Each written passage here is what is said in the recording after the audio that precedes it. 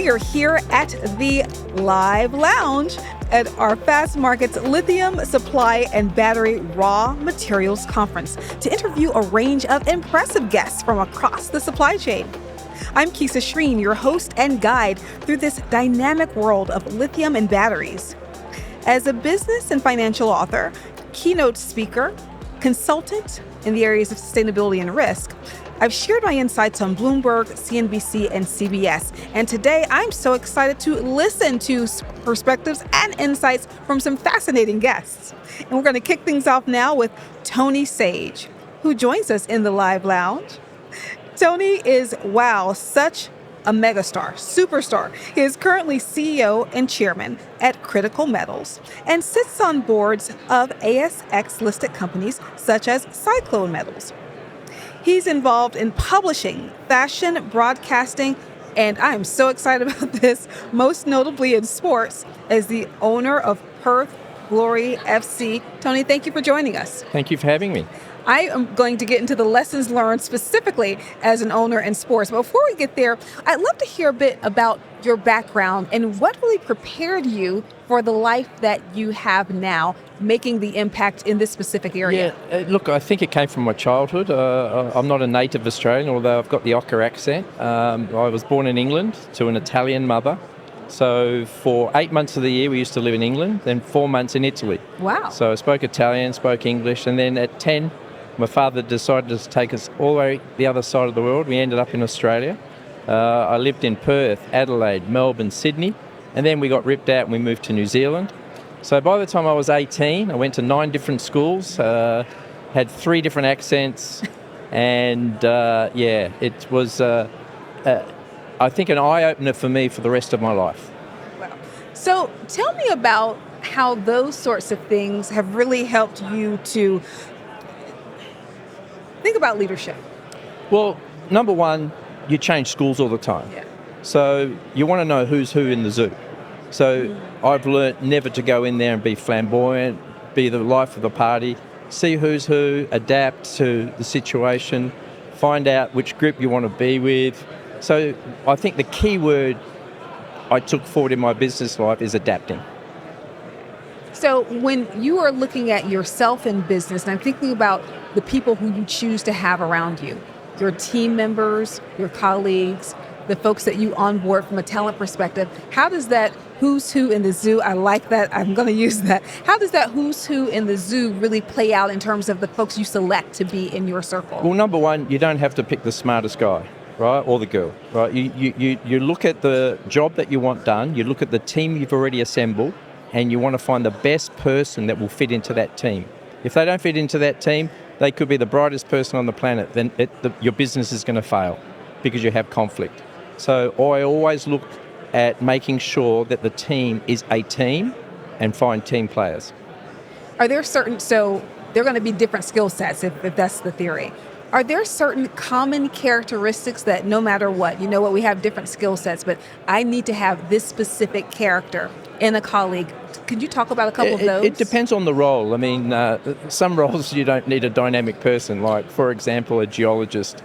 You want him to go out in the field and pick the right rocks, right? He doesn't have to really mix with the rest of the team because he loves being out in the field. I don't like geologists that love being in the office because they're not doing their job. So that's just one example. You've just got to pick the right person. So if I'm picking a geologist, I want to make sure he's an outdoorsy guy, wants to be outdoors and be in the field, not want to sit in an office and do all of his work on a laptop. That's not the type of guy you want. And be charismatic in the office. Be charismatic with rocks. Yep, correct. Gotcha there. So going back to the industry, I want you to talk about some of the myths around your industry. You're talking about, geologists and the work that they do. What are some of the things that you hear that they're simply not true? And how can you talk to us about that? Look, it's annoying. I mean, I'll give you a little story. My son came home from school after tell me what your dad does. He's in the mining industry, and he sort of got castigated by the teacher.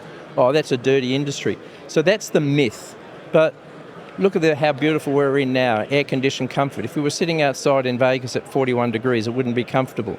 You need everything that comes with our modern lifestyle comes from the earth. So someone's got to mine it.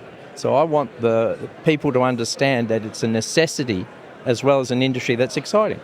But the myth is, it's a dirty industry. It's not what your father should be doing. And that I really took heart for that. My son was crying when he said that. Oh, Daddy, you're into that.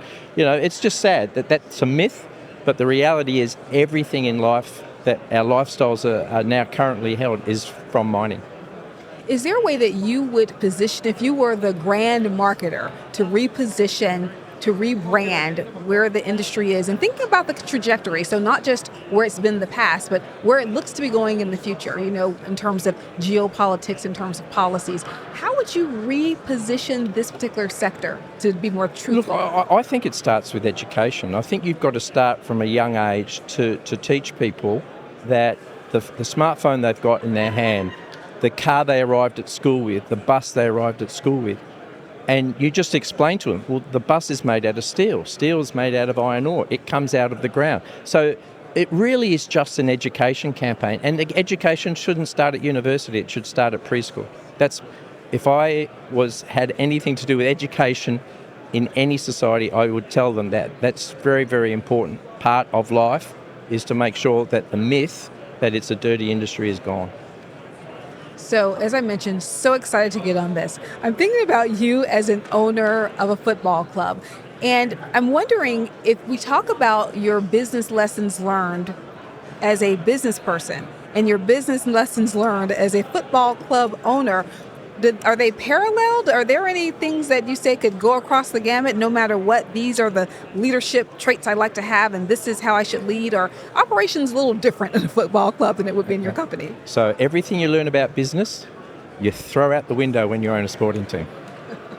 It is completely different than anything I've ever done. Do tell. Look, it's a passion industry. So if you're not passionate about your sport, for example, in 18 years I owned the Perth Glory. I missed 2 home games, and I travel a lot. So to come back for those home games, but look, it's an industry that is egotistical.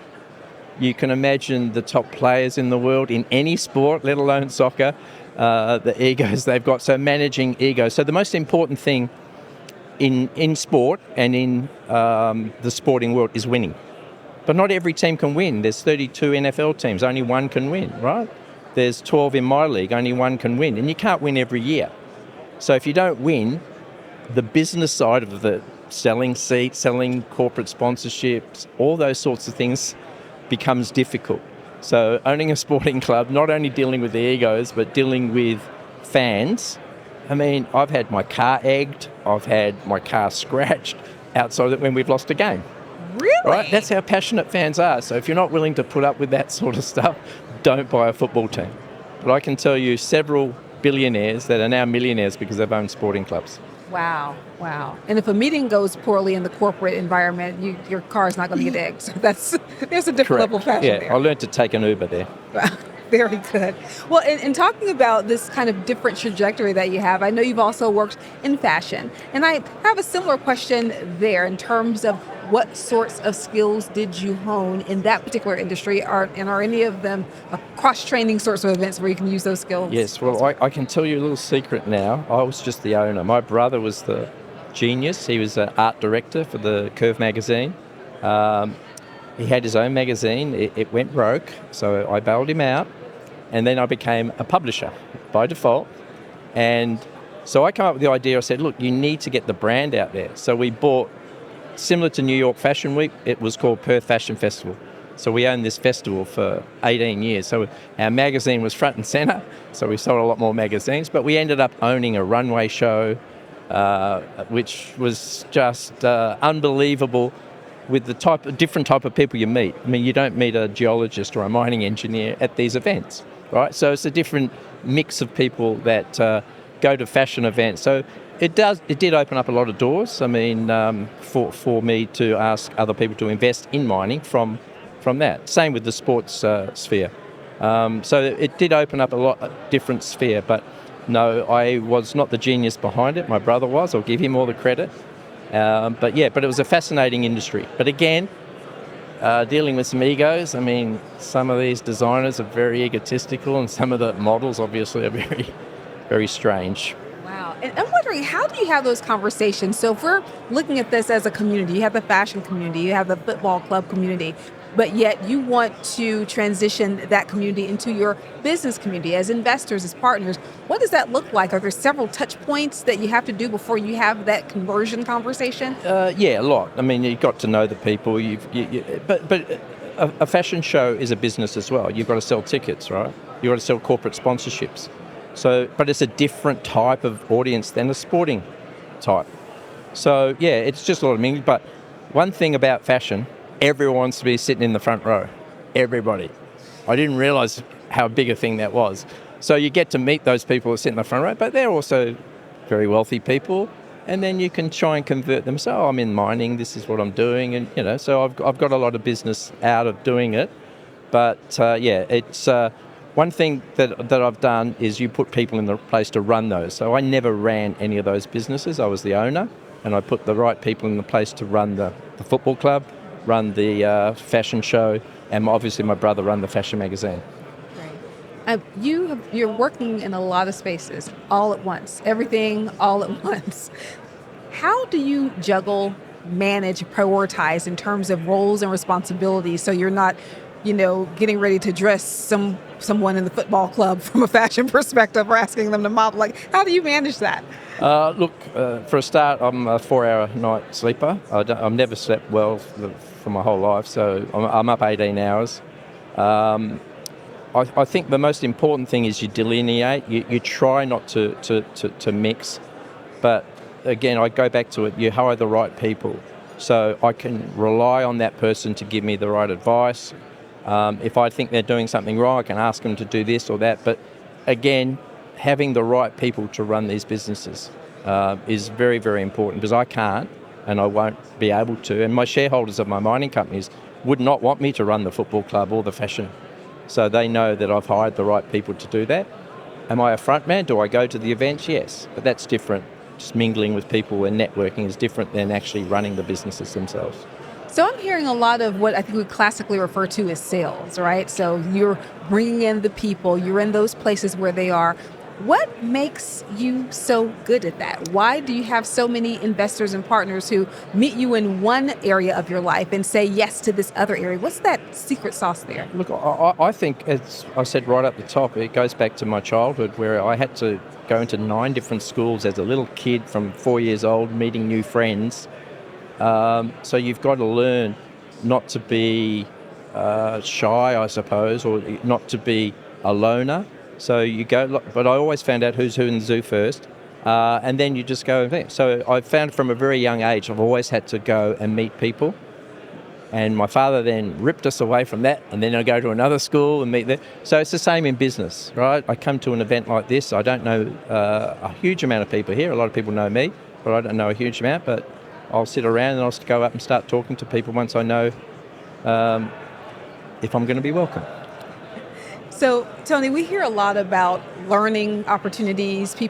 Some people say failure. Some people say, oh, this was a growth opportunity, a learning opportunity. If you could look at one specific area or time in which you feel that, you know what, that was one of those times where it was a big challenge, a big obstacle, a failure, or you could see it as a learning opportunity. Tell us about that time and tell us how you learned and grew from that. Yeah, look, I was in broadcasting for a while. I got introduced to a satellite radio network. It ended up being the largest radio network in the world, but I didn't have any idea what radio meant, how it worked, et cetera, et cetera. So, it was one of those things that I was completely out of my depth. I didn't know what to do. All my experience in every other business seemed not to work in this broadcasting field. And so I thought at one point, geez, I'm going to have to take this as a serious loss. But then I managed to hire a fantastic guy, made him a general manager of it, and within 12 months I had the most successful satellite radio network in Australia. So I can't take the credit for it, but again, I learnt that I couldn't do it myself, and that's the biggest thing.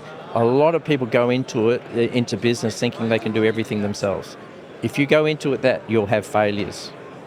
But if you acknowledge your own shortcomings and then you need help, You find that help, and then businesses can turn around. But I found that out of all the businesses I've had was the most challenging because I knew nothing about it. With that lesson, I want to dive into your being a CEO. I've heard you say you hire great people. You are resourceful. You work in what I'll call sales, but you really make sure that the right people are leading the group. Talk to us about what's been some of the joys of being a CEO and what's been some of the more challenging aspects of being a CEO and how you dealt with that. Well, the joyous is when things go well. Whether you've sold the right products, you're top of your field in a particular area, your share price goes up, you manage to pay a dividend to your shareholder. That's all the brilliant things about CEO. But there's a lot of mistakes you do make. I make mistakes in hiring people as well. So the biggest problem that I've had, the fear that I've had, is actually firing people. Because you're the boss, it's not working, you've made a mistake. So not only do you have to fire them, but you've got to own up to yourself that you've made that mistake. So there's so many highs in being a CEO, but the lows are, that is the biggest low, is actually having to let people go. And sometimes it's not their fault. For example, during COVID, I had to let so many people go, and that was soul destroying for me because a lot of them, you grew up with our business, but the business couldn't afford to have them anymore because there was no activity during COVID. I'm wondering, in terms of corporate culture, we hear a lot about that term being thrown around. Understanding that sounds like you were definitely a people person. You were very mindful and thoughtful about how you approach the people in your company. What's the most important thing for you in terms of developing a culture, whether that be across your FC, across in the fashion industry, but what are those corporate cultural tenets that are important? Well, it's just all about one thing, vision. You've got to have a vision. The company then has to embrace that vision, and then you've got to hire the people that want to take you to meet that vision. Right? They're the three things. If you didn't have the vision in the first place, what's the use of having and starting up a company? So the founder, CEO, whatever, has a vision. You hire people that share that vision, and that's why it's the most important thing going back. I don't care if it's the smartest person in the room, I want that person to be part of a team that shares that vision. So I would say it's the vision of the company or the individual that runs that company that melds it all together.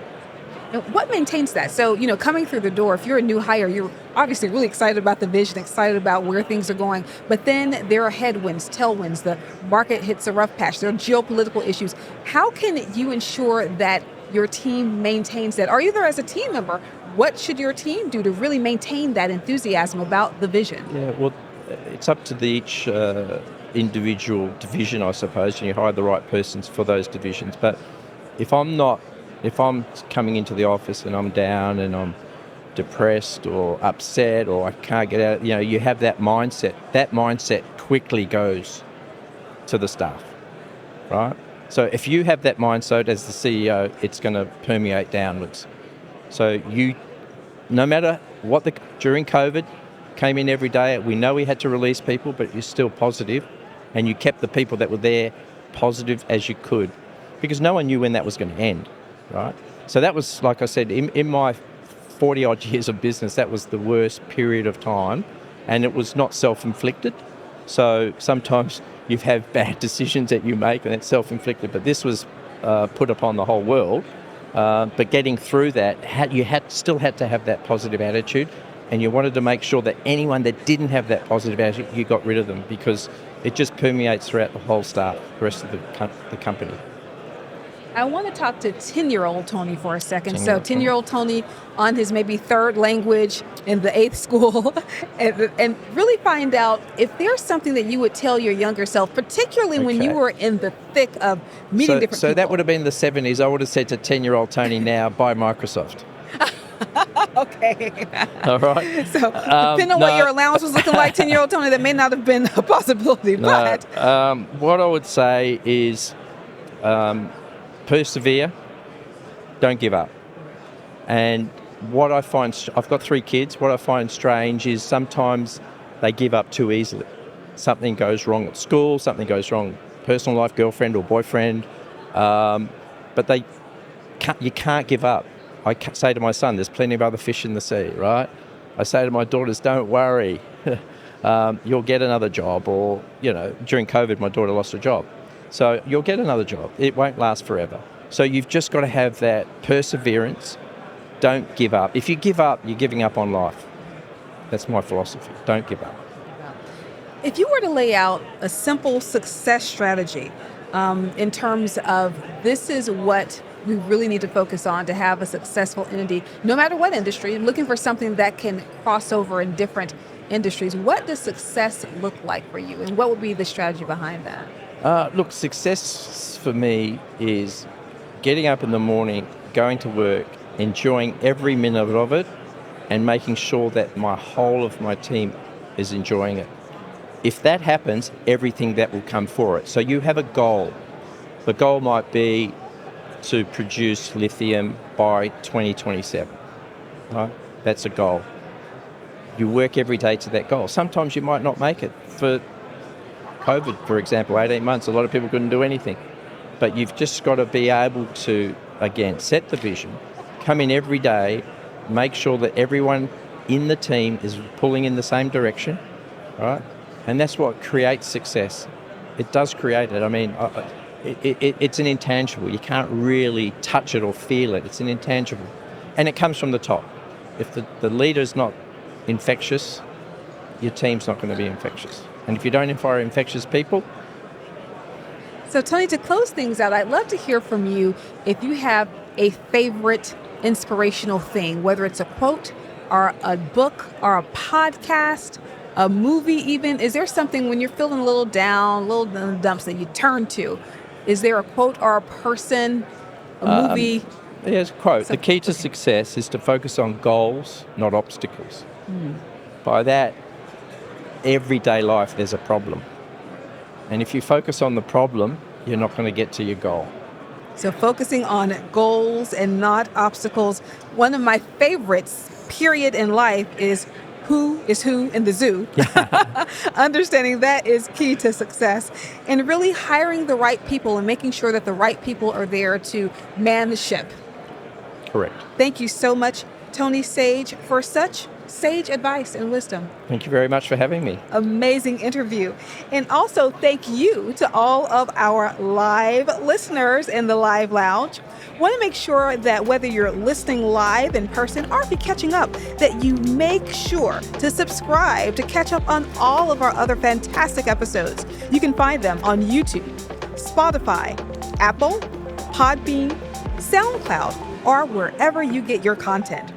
Also, if you want to find out about more events that we're working on in this space, simply head to the events section at FastMarkets.com. I'm Keisha Shreen, and thank you for joining.